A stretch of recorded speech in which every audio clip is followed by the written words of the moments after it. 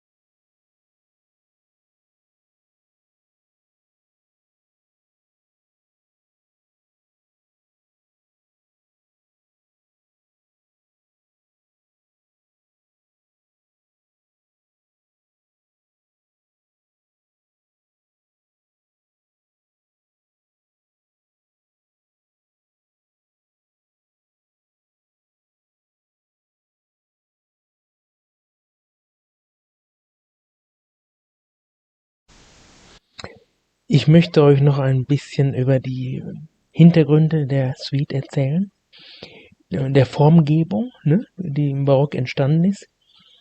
Und da wäre erstmal interessant, was das Wort Suite bedeutet. Das kommt aus dem Französischen, heißt die Abfolge. Ist also eine vorgegebene Abfolge von Instrumental- oder Orchesterstücken, die ohne längere Pausen hintereinander gespielt werden. In der zweiten Hälfte des 17. Jahrhunderts etablierte sich daneben der Name Partita. Gibt es also auch Partiten von Bach, auch für Solo, Violine und so weiter. Das wäre es erstmal dazu. Die Form der einzelnen Sätze der barocken Suite ist also diese Suitensatzform, und die typischen Merkmale sind am besten zu beobachten bei Johann Sebastian Bach, bei den französischen und englischen Suiten. Und ich habe mich dann als Vorbild eben für die französischen Suiten entschieden und habe also ja nur eine fünfsätzige Form. Also das Mindeste bei Bach sind 6 bis 8. Er hat sogar 8 verschiedene, hat dann noch Gaillard und ganz andere Tänze, die selten vorkommen, noch hinzugefügt und so weiter. Und jeder Teil endet dann mit einem Wiederholungszeichen, ne? Und dann geht das natürlich erstmal von der Tonika in die Dominante und auf Umwegen über eine Art Durchführungsteil auch wieder zurück in die Tonika am Schluss. Das ist so der Standard der Zeit oder auch ja der Formgebung. Und ja, mehr gibt's da erstmal nicht zu sagen, das wird sonst zu musiktheoretisch. Da mache ich nochmal einen extra Podcast. Ne? Das kann man auch nochmal machen, das ist überhaupt kein Problem. Und ich habe also bei dem Menuett eigentlich nur ein zweites Menuett gemacht, wobei das erste nicht wiederholt wird. Das kann man auch machen. Man kann natürlich das erste dann nochmal wiederholen. Das kann man auch in die Partitur schreiben. Das kann jeder machen, wie er will. Ne? Das wäre es dazu. Und ja, es hat sehr viel Freude gemacht. Ich habe mich da wirklich verliebt. Und gerade in der Gigue, da hört man sehr viel Eigenes, und da entferne ich mich auch zu weit tonartlich. Das kriegt man mit, spätestens im zweiten Teil der Gigue, ne, letzter Satz. Und so weiter. Und ich muss ja eigentlich noch was zu den Tänzen sagen. Das ist auch wichtig. Also die Allemande, aus dem Französischen von Danse Allemande, deutscher Tanz, ist seit dem 16. Jahrhundert und vor allem dem Barockzeitalter ein in Deutschland, Frankreich, Spanien, den Niederlanden und England bekannter zweiteiliger gradtaktiger Schreittanz im geraden Takt. Ne, der war dann noch zweigeteilt, da gehe ich jetzt nicht genau darauf ein, da gab es noch einen schnelleren Tanz, der hieß wieder anders. Also ist es der deutsche Tanz, ne, Allemande. Also man nimmt an, dass die Allemande aus den deutschen Volkstänzen entstanden ist. Dieser Vortanz entstand vermutlich aus dem Reigen des Mittelalters, und ich blende noch ein Bild ein, wo das so schön zu sehen ist, ne? Eine Illustration. Da wurden so Armfiguren getanzt und so weiter, die auch im Ländlertanz vorkamen und so weiter. Und später entwickelte sich die Allemande wie auch Courante, Sarabande und Gigue als Tanzpaar, ne, zu einem festen Bestandteil der klassischen Suite der Barockmusik. Und die Allemande, die eröffnete meistens den Gesamtsuitensatz, das Stück, das Werk. Ne? Und so habe ich mich dann auch da streng dran gehalten. Wenn ein Bach das macht, muss man das erstmal schön kennenlernen und mitmachen. Und ich habe ja auch nicht noch mehr, man müsste so 10 Suiten machen, um da richtig reinzukommen, aber das war schon mal ein schöner Wurf. Und so weiter. Ja, und die Courante, das war also ein lebhafter Gesellschaftstanz im Dreiertakt, beziehungsweise Trippeltakt, und war vom Ende des 16. Jahrhunderts bis circa 1730, 40 in Mode. Ne, sie ist typischerweise zweiteilig und beginnt mit einem Auftakt. Im 17. Jahrhundert fand eine Differenzierung und so weiter, das lese ich jetzt nicht alles.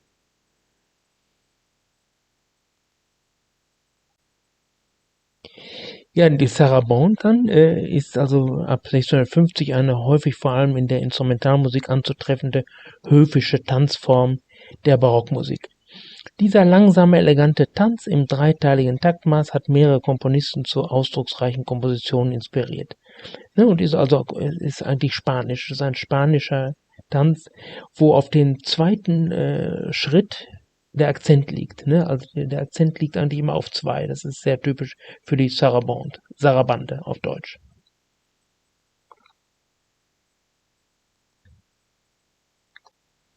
Dann noch ein Wort zum Menuett. Also Menuet heißt es französisch, das habe ich dann auch so geschrieben, weil das ja ein französisches Suite ist. Das kommt auch aus dem Französischen von Menu pas, kleiner zierlicher Schritt. Ist also ein alter höfischer Gesellschaftstanz französischen Ursprungs, genau. Und ein wichtiger Tanz der Barockzeit und Klassik. Steht im Dreivierteltakt, war nicht anders zu erwarten, beginnt meistens abtaktig und besteht meist aus einer Abfolge von 4, 8 oder 16-taktigen Teilen. So genau habe ich das gar nicht gemacht, ich habe das wirklich nach Gefühl komponiert. So agiere ich immer, dann komme ich viel weiter, ne, als wenn ich da scholastisch das genau einhalte. Deswegen ist es ja auch keine echte Kopie. Ne? Man kann natürlich auch kopieren, eine echte Stilkopie. Dann hält man sich ganz brav an die ganzen Dinge, aber das wollte ich auf keinen Fall. Ja, noch ein Wort zu der Gigue, also französisch Gigue und italienisch kann ich es nicht aussprechen, englisch Gigue, ne? Und die kam auch aus dem Norden, also wahrscheinlich aus England, das habe ich jetzt nicht gefunden. Auf jeden Fall war es ein lebhafter, heiterer Tanz aus dem 17. und 18. Jahrhundert, der gewöhnlich zweiteilig ist. Und da habe ich mich auch dran gehalten. Das ist auch fantastisch, weil man dann eben in die Dominante kann am Schluss und von der Dominante wieder gut zurückkommt in die Tonika, dass man dieses Prinzip erstmal tief verinnerlicht. Ne? Und die war im Dreiviertel- oder Sechsvierteltakt und dann ab der zweiten Hälfte des 17. Jahrhunderts, also im Grunde schon, als sie aus der Mode kam, im Dreiachtel, Sechsachtel oder Zwölfachteltakt sogar. Ne? Ganz wahnsinnig hat sich das entwickelt. Das ist ja über 100, jetzt muss man sich vorstellen, das ist über Jahrhunderte gelaufen, diese Entwicklung dieser Stile und Tänze. Das ist heute kaum noch vorstellbar bei dem schnellen Wandel der Zeit. Ne? Und so weiter. Also ja, genau, hier steht es auch nochmal. Ich lese das jetzt hier ein bisschen noch. Die Gigue verbreitet sich von den britischen Inseln aus, ne? Wo es bereits im 15. Jahrhundert Melodien und Tänze gab, die als Gigue bezeichnet wurden. Das ist wichtig zu wissen. Genau, und die gehörte eben zu den 4 Grundtänzen der Suite, zusammen mit Allemande, Courante und Sarabande. Von daher liege ich richtig, ich habe also das Konzentrat daraus genommen und zu meinem Opus 11 verwandelt. Ich hoffe, euch hat der heutige Podcast gefallen und es war nicht so anstrengend und ihr nehmt viel mit und kommt nächste Woche wieder, wenn es wieder heißt, neue Werke vorstellen von Joachim Pfützenreuter. Es kommt vielleicht wieder Cembalo, vielleicht noch mit Partitur unterlegt, das überlege ich noch, ob ich noch ein Video darüber mache. Ich mache es immer sehr spontan und lasst euch einfach überraschen. Ich freue mich über viele Kommentare und lasst es euch gut gehen. Alles Liebe, euer Letanios.